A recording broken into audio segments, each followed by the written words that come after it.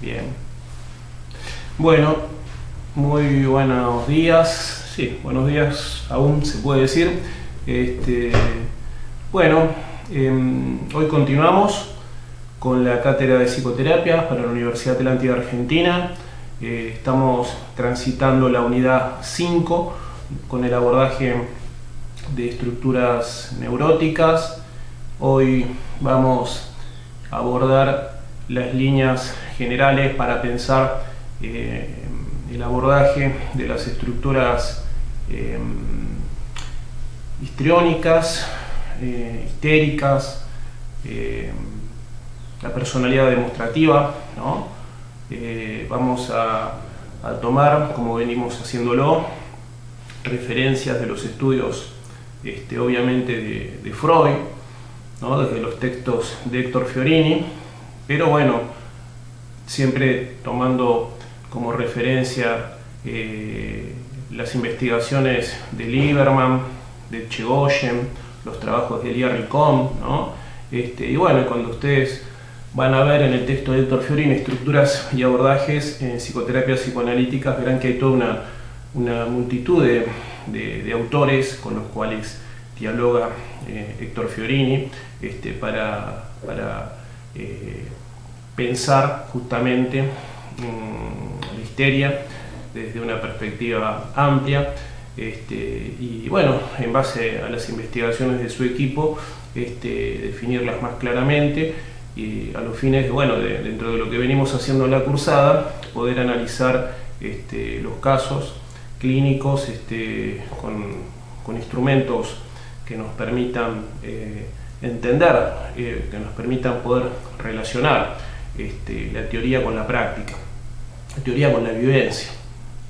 Hay algo que yo quisiera recordar, hay un texto que forma parte de la unidad 4, ¿no? Donde habla sobre la pérdida de la realidad en las neurosis y en la psicosis. Nosotros estamos trabajando sobre estructuras básicamente neuróticas, ¿no? Y bueno, Freud allí señala algo fundamental, ¿no?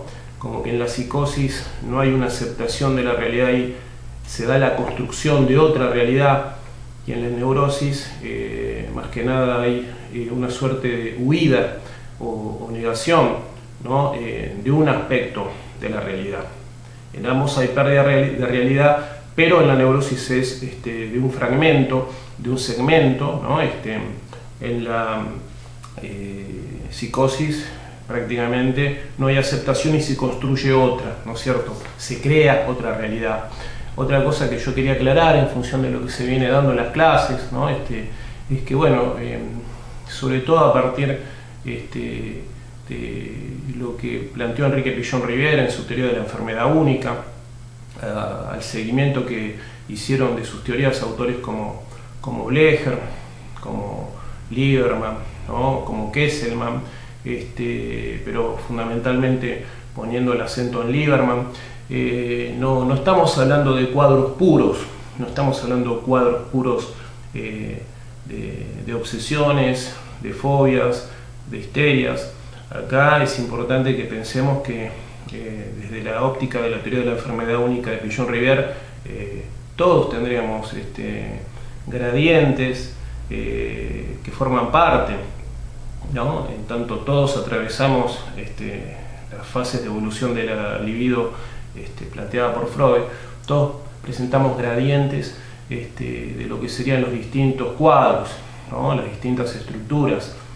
Si medimos los puntos de fijación, que se va desde la oral, la fase oral primaria, que está ligada a las esquizoidías, la fase oral secundaria, que está vinculada a las depresiones, ¿no? La fase anal primaria o expulsiva, que está vinculada a las psicopatías. Nosotros hemos arrancado hablando más de la neurosis obsesiva, que está vinculada a la fijación a la fase anal retentiva. Hemos hablado de las fobias, la neurosis de angustia, que está ligada a la fijación en la fase fálica uretral. Y bueno, hoy hablaríamos de las histerias que están vinculadas más a la fijación a la fase fálica genital. Pero bueno, volviendo a lo que decíamos, no hay cuadros puros, ¿no? Lieberman esto lo plantea claramente, como que hay habría una estructura dominante, ¿no? Que es la que definiría el diagnóstico, y habría una estructura accesoria o secundaria, que es la que definiría el pronóstico. Esto es algo que Lieberman lo aclara, que es algo que tomó de las referencias de su maestro Enrique Pillon-Rivière, y en el texto que tienen en la bibliografía, donde Irigoyen hace referencia a la obra de Lieberman, esto lo menciona el propio Irigoyen, que formó parte de esta historia.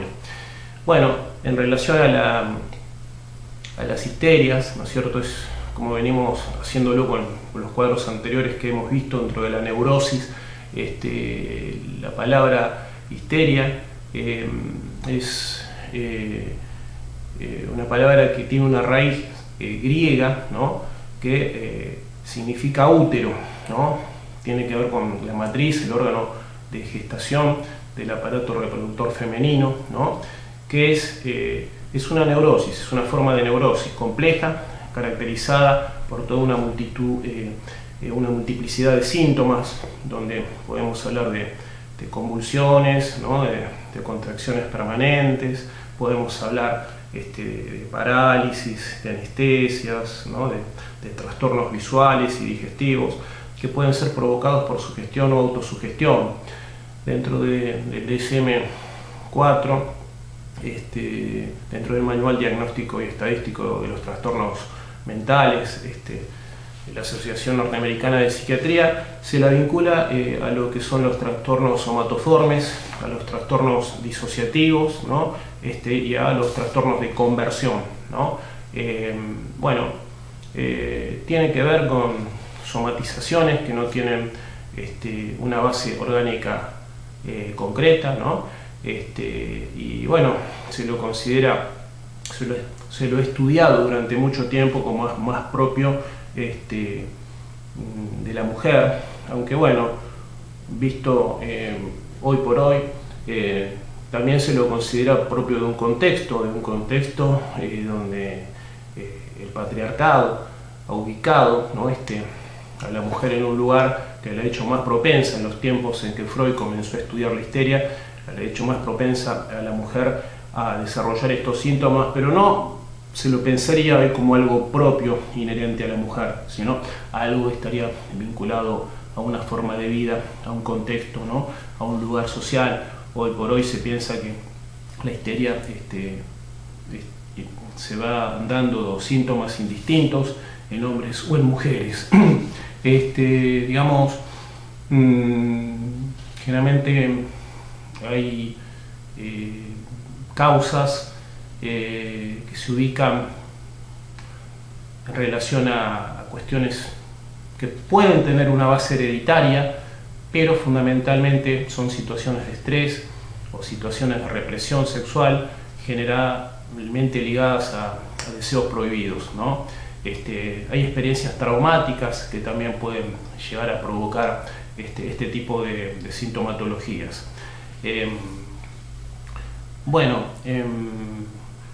Si vamos un poco a Irigoyen, si vamos un poco a los textos de Irigoyen, de Lieberman, de Lee Rincón, y vamos a pensar criterios generales para ubicar una hipótesis diagnóstica, donde encontramos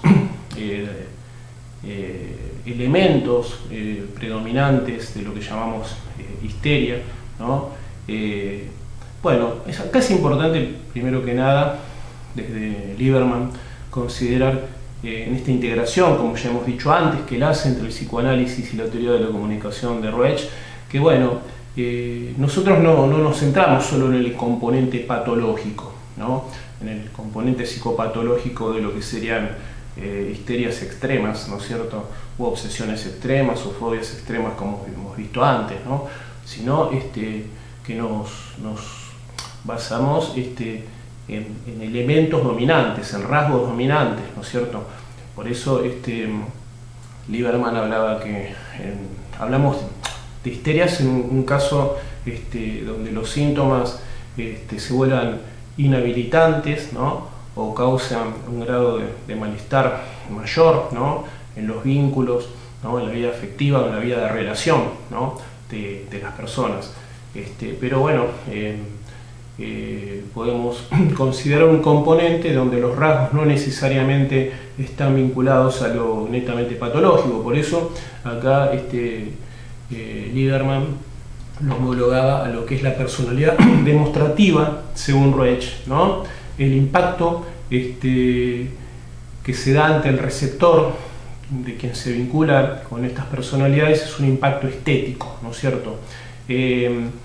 Se caracterizan por presentar claramente el material en las sesiones analíticas. Hay un manejo más que correcto, ¿no?, de los símbolos representativos. Son personas que verbalizan mucho y con claridad. Hay como un nivel óptimo de sincronización entre los códigos verbales y no verbales, ¿no?, para transmitir los mensajes. No hay grandes cambios bruscos ni atmósferas de suspenso, como por ahí ocurre con las fobias, ¿no? Las fobias, habíamos dicho, que se dan estos climas de suspenso y hay una característica como ser que se comen las palabras. Acá no ocurre, no existen estos cambios bruscos, ¿no? Hay un mayor nivel de claridad, de hilación en la forma en que van narrando su vida, su historia, ¿no? Pero igualmente son personalidades que tienen dificultades para focalizar, tienden a dispersarse, ¿no? Y brindan pocos datos concretos, ¿no? Son personas que tienen una suerte de deleite en emitir y en recibir señales, ¿no? Los temas que plantean son de contenido vinculado al erotismo, a la belleza y la fascinación, y suelen producir agrado en el terapeuta. Suele ser de mayor comodidad para el terapeuta vincularse con personas que tienen este grado de claridad para mencionar, para referir a lo que les pasa. Suelen ser personas teatrales, expresivas, que tienden a exhibirse, ¿no?, que tienden a vivenciar lo que están narrando, lo que están contando. Son personas sensibles, impresionables, ¿no?, de alto nivel de plasticidad, ¿no?, que tienen facilidad para captar lo que el otro necesita, ¿no?, aunque también, bueno, requieren de una triangularidad, ¿no?, de escenarios, de situaciones triangulares, que esto, bueno, generalmente es lo que genera más conflicto, ¿no?, y que tiene que ver con algo más de base, más profundo, vinculado a la conflictiva edípica, ¿no?, al punto de fijación justamente en que estamos. Recién hablábamos de la fase genital, de la fase fálica genital. Tiene que ver con el momento de resolución edípica, el punto conflictivo central de las histerias. Las defensas predominantes son la represión, la negación, la disociación y la conversión. Si vamos a los determinantes históricos, generalmente se piensa que son personas que han superado la atracción por el padre del sexo opuesto, pero la competencia con el padre del mismo sexo no ha sido superada y ha obstaculizado la identificación estructurante, ¿no? Generalmente se da, en el caso de la mujer, un padre seductor, ¿no?, con el cual hay un vínculo más férreo y una mayor distancia, por ahí con un modelo materno hiperexigente. El estilo complementario, desde el cual manejarnos como terapeutas, es el estilo reflexivo, donde es importante la firmeza en que se busquen o ayude al paciente histérico a lograr dar y recibir datos más netamente objetivos y a poder discriminar la fantasía de la realidad. Esto sin llegar a ridiculizarlo, ¿no? La meta terapéutica es un poco adiestrar a la persona en el aprendizaje de un pensamiento más lógico, más allá de esa sensibilidad también importante que tiene la personalidad histérica. En cuanto a las modalidades de abordaje sobre todo el material clínico que va apareciendo, es importante, bueno, como decíamos recién, ver que hay una conflictiva intensa en el triángulo edípico. Generalmente se da una figura idealizada, ya sea del hombre o de la mujer, ya sea de la figura paterna o materna, y una figura que está denigrada, ¿no? Estamos hablando de esta cuestión de la triangularidad como un elemento que juega un papel central en las histerias. La temática son las angustias de castración, ¿no? Que se expresan de manera intensa. Es como que las ansiedades giran en torno a una oposición entre vivir la castración, atravesar la castración, la finitud, el límite, ¿no? La aceptación de que no siempre querer es poder, de que no lo podemos todo, ¿no? Versus la fantasía de sostener una posición omnipotente, una posición fálica, una posición simbiótica, de estar por fuera de todo límite. Ese es el punto central, ¿no? Justamente si consideramos que el psicoanálisis se ha gestado sobre la base de la tensión de personalidades histéricas, bueno, mucho de lo que entendemos del psicoanálisis tiene que ver con que los primeros casos desde los cuales Freud descubre los procesos inconscientes tiene que ver con el contacto con estas problemáticas, ¿no es cierto? Aquí se apela, digamos, justamente en relación a la resolución o falsa resolución de esta problemática edípica. Por un lado surge como resultante la represión de la sexualidad y el origen de los fenómenos disociativos.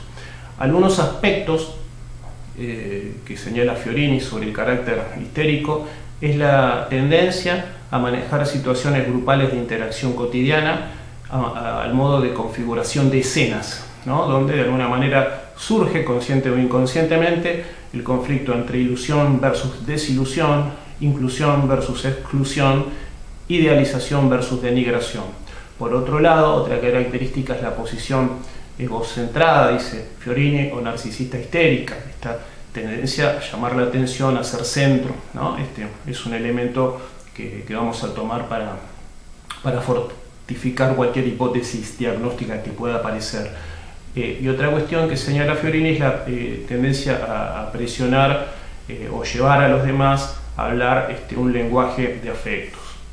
Algunos aspectos del estilo de comunicación es el estilo impresionista, que no incluye a los otros, a fragmentar el registro de observables para evaluar aconteceres desde la perspectiva, digamos, histérica, a vivir emociones y hacer vivir emociones antes que a pensar significaciones. Esto para lograr una empatía que de todas maneras tienen una gran facilidad para lograr. De lo que se trata es de ir ayudando al paciente a integrar maneras de pensar, maneras de percibir los hechos y comunicarlos. Como decíamos recién, un aprendizaje del pensar más allá, ¿no?, de las presiones impulsivas o más netamente sensibles. Después, bueno, es importante el abordaje, el reconocimiento de aspectos caracterológicos. Acá Fiorini hace referencia a algunas preguntas que son claves para implementar en el abordaje de las histerias. Hay una pregunta que dice ¿cómo es usted? No solo cómo es usted, sino cómo esta forma de ser que tiene usted afecta a los otros. Y acá toma referencias del padre de la psicoterapia gestáltica, Fritz Perls, donde él planteaba 3 niveles de preguntas que son útiles. Es ¿cómo me veo yo? ¿Cómo me ven los otros? ¿Y cómo me ve usted? Por estas preguntas pueden ayudar a la persona histérica a salir de esa posición egocentrada que recién referíamos. Bueno, hay algo importante que viene ahora, que son los momentos, ¿no?, las instancias que recomienda Fiorini en el proceso terapéutico de las estructuras histéricas. Habla de una serie de puntos, de estaciones, ¿no?, que yo quiero, respecto a esto que vamos a decir ahora de las histerias, que ya lo hemos hecho con las fobias y con las obsesiones, es que esto no es algo matemático, único e indiscutible, ¿no? Estas estaciones son generales y uno puede tenerlas en cuenta sin tener que seguir a rajatablas en las sesiones todo esto.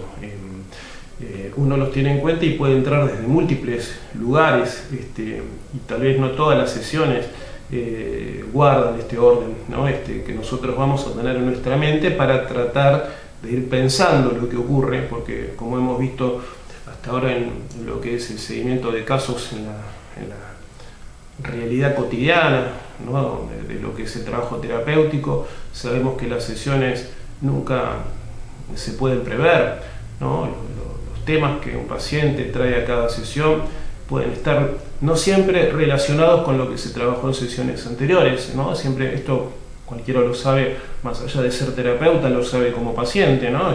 La vida es un fluir de aconteceres impensados, incalculados, incalculables, donde van apareciendo temáticas, pero bueno, esta guía general por ahí sirve para pensar hacia dónde vamos, ¿no? Qué vamos construyendo, qué vamos descubriendo, siempre en un momento post-entrevista, donde vamos articulando los datos. Esto por ahí sirve más para la supervisión y para cuando nos reencontramos, ¿no? con los pacientes, tener como bases de operación para poder leer aquello que llega espontáneamente en cada entrevista. Bueno, habla acá Fiorini de 7 instancias básicas a considerar para poder mapear el trabajo con las histerias. Primero, la constitución del vínculo terapéutico, ¿no? Que esto es algo que más allá de la estructura que vayamos a abordar, es algo que se va dando en lo espontáneo, ¿no?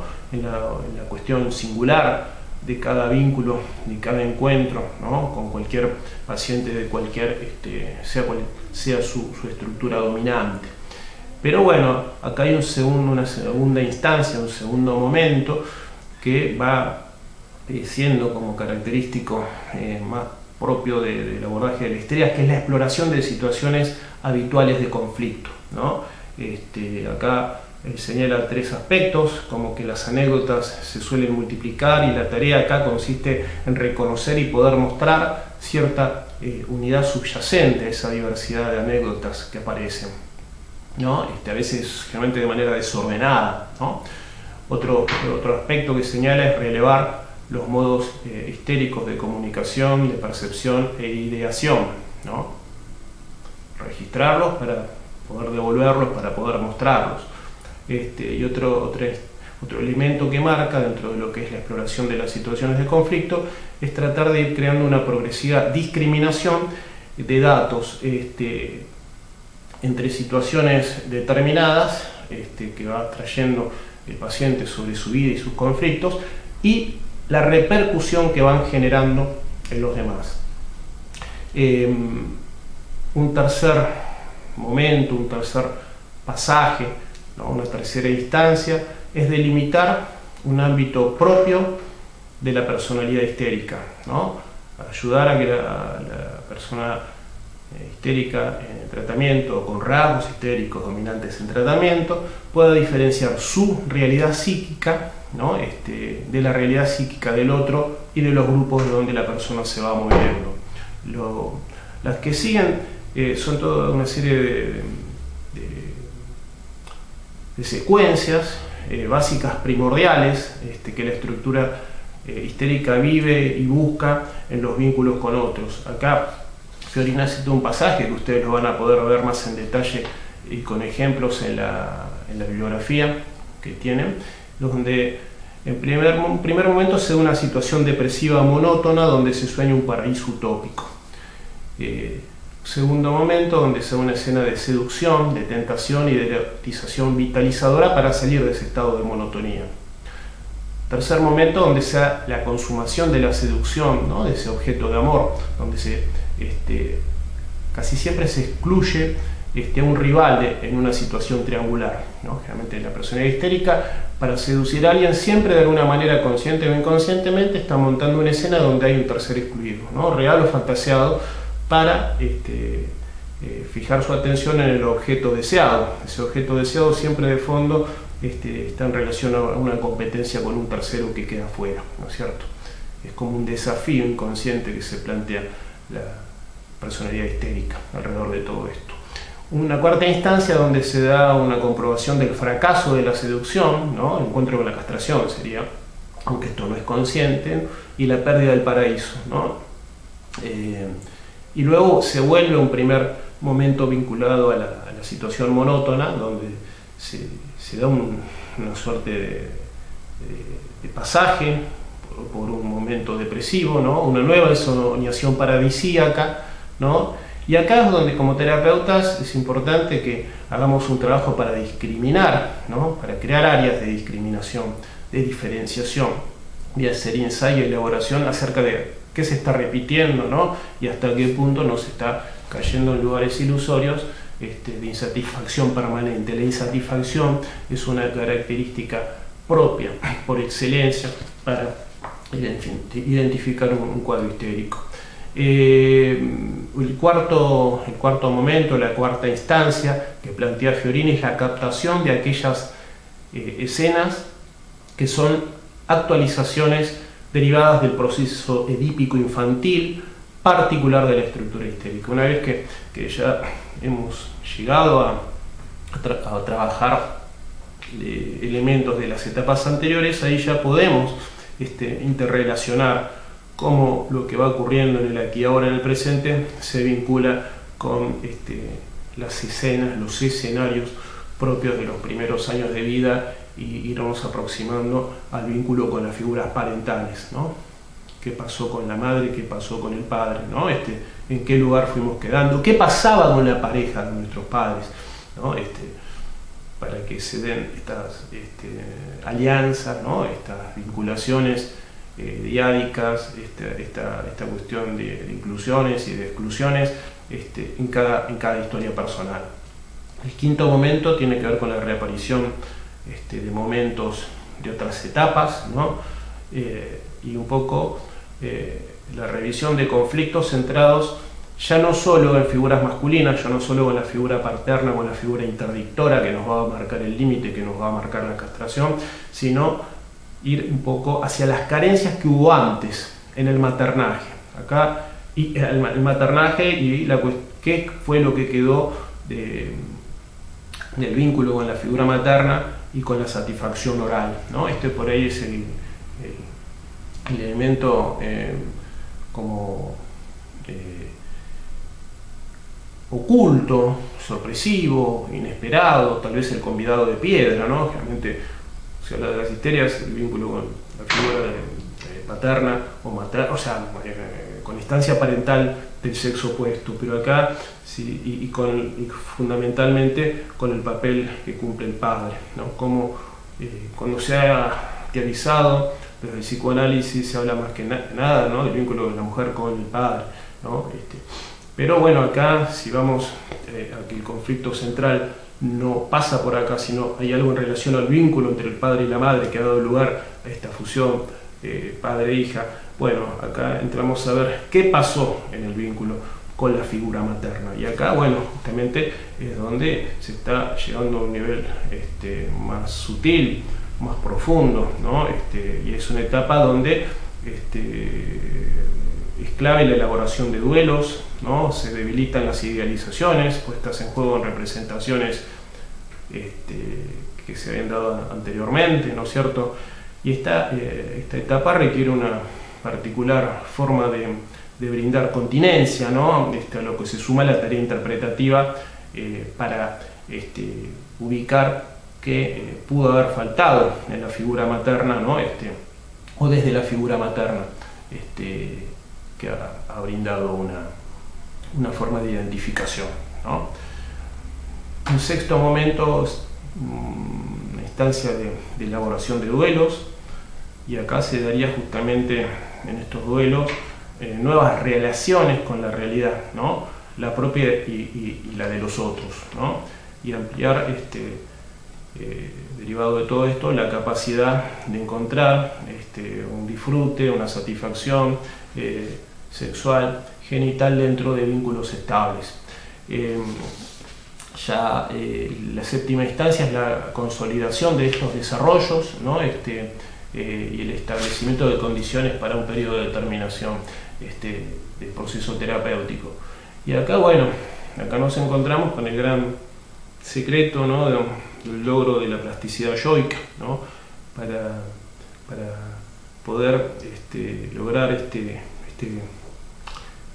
punto de llegada que está vinculado a poder sublimar, ¿no?, a poder crear símbolos con aquello que perdimos, ¿no?, a poder lograr un nivel de flexibilidad, ¿no?, de ampliar el repertorio defensivo, ¿no?, que tal vez una personalidad demostrativa con rasgos histriónicos puede lograr con mayor fluidez.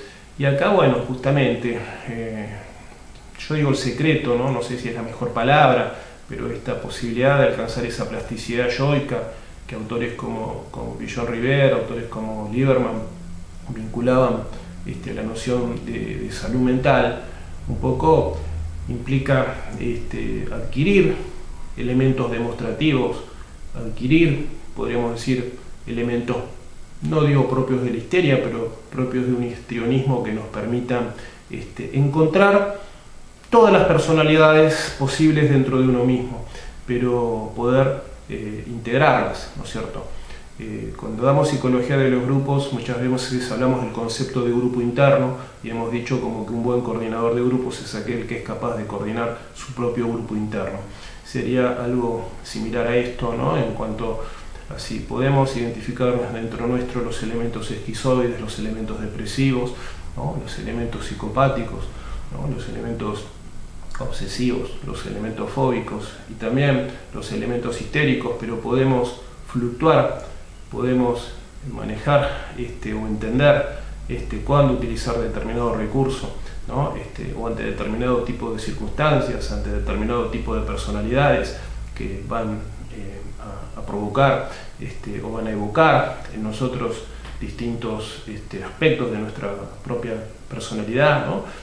Vamos a lograr una flexibilidad que nos van a permitir vincularnos hábilmente con todo tipo de personas, ¿no? Esto es importante para los terapeutas, estudiar esta concepción que planteaba, por ejemplo, Lieberman desde la plasticidad yoica. Y para eso, bueno, es fundamental el conocimiento de la estructura histérica, de nuestra propia histeria, de nuestro propio elemento histriónico, demostrativo, ¿no es cierto?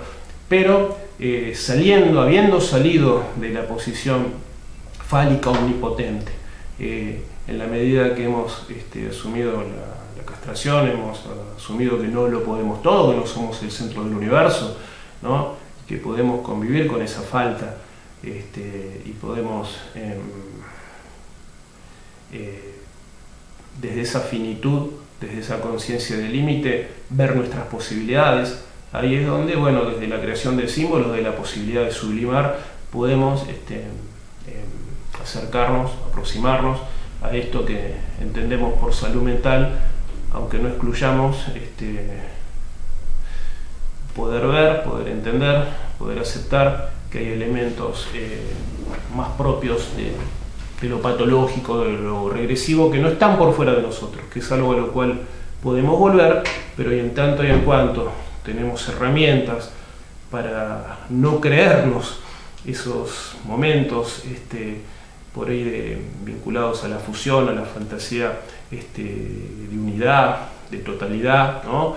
Si tenemos elementos para poder pensarnos desde nuestra conciencia de límite, ¿no?, de nuestra conciencia de necesidad, pero también digamos, desde la memoria de las experiencias donde hemos podido resolver situaciones, donde hemos podido pensarnos desde un criterio de realidad más amplio.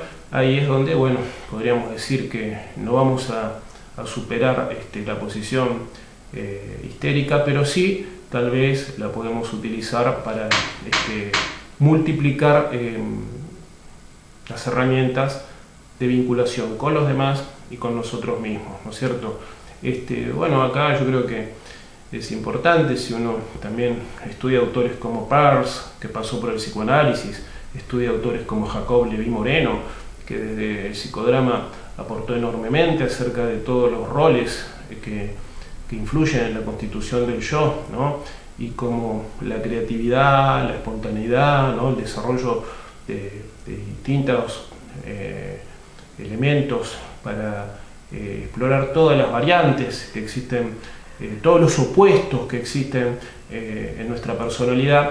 Esto contribuye a un enriquecimiento que, bueno, es muy interesante que autores como Fiorini lo puedan puentear con los aportes del psicoanálisis.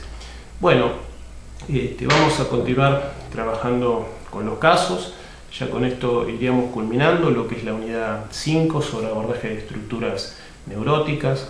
No nos ha dado el tiempo para explorar las estructuras límite. De todas formas hay textos interesantes en la bibliografía que vamos a poder aprovechar. Y bueno, ya en las próximas grabaciones vamos ingresando en lo que es la unidad 6 sobre las condiciones para culminar un proceso terapéutico en una terapia breve y aspectos que hacen a la ética, a la salud mental, los derechos humanos, el lugar del terapeuta y del paciente más allá del alta, más allá antes y después de un proceso terapéutico. Y bueno, vamos a tratar de vincularlo con el contexto actual, año 2020, año de pandemia, año que nos ha alterado la realidad, entiendo que a todos. Bueno, muchísimas gracias.